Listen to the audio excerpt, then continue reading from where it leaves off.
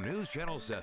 Time for 7 First Alert weather. We've got some inclement weather to share with you this evening. We've been tracking snow and frozen wintry precipitation throughout the evening and afternoon. Now we're getting reports of some freezing rain near the Jerome area. You can see the radar didn't look particularly busy in that area, but we are getting reports of freezing rain right now. That risk continues as we go into the overnight hours. We'll also see more chances for widespread freezing rain as we go into the weekend. So as we look now, this is the area in white is where we'd be most concerned with the freezing rain chances for tonight.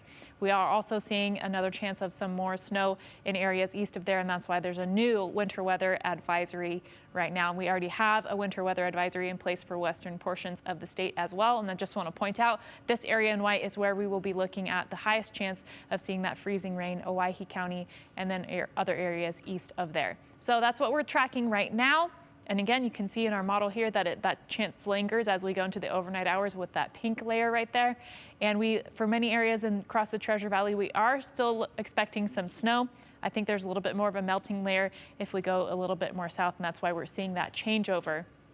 As we go into Saturday, you saw that precipitation is expected to extend in the early morning hours. Then we get an additional round in the evening hours of Saturday, and you can see it's a lot more of this mixed precipitation, rain at some portions, and then snow in the higher elevations. And the highest risk for that freezing rain, I think, is going to be eastern Oregon towards the western part of the Treasure Valley, but it could extend eastward as well. So that's the precipitation that we'll be watching out for, and it's very specific. To get freezing rain, we need very specific conditions. We need the cold air above a pretty deep warm layer for that rain to melt, and then below freezing temperatures at the surface.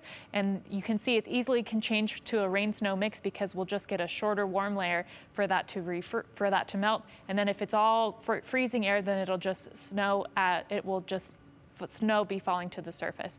So the reason why we have some of these conditions in place is because we had that cold Arctic air move in, and now we've got a high pressure center that's keeping things very stable, and we have an inversion in place. So what does that mean? The colder air is kind of stuck at the surface, and we expect that to stay there, and there's a warmer air layer aloft. So that's what we're tracking most immediately. On Sunday, though, the moisture comes back in the evening hours, early morning hours of Sunday. It stops, and then we get a bit of a break until the evening hours of Sunday. So if you're driving back on Sunday to this area, then you get a little bit of a break until the evening hours. But temperatures are going to be staying on the cooler side in general. It's a bit of a warm up comparatively to what we've seen. But again, we will be seeing the chances of more moisture wake their way back in tomorrow. And then for valley areas, again, we're tracking the chance of that freezing rain because we're going to be very close, and our high is just at the freezing mark. And you can see as we go into Sunday, that's where we have that chance of that wintry mix in the morning, chance of freezing rain accumulating from Saturday night into Sunday morning. After that, though, we start to warm up into the 40s for our high temperatures. So then we get a little bit more of that true rain snow mix. Okay, so kind of be extra careful right now, and then we're going to warm up. Yes, 40s on the way. Looking forward to it. Wow. Thanks, Sophia.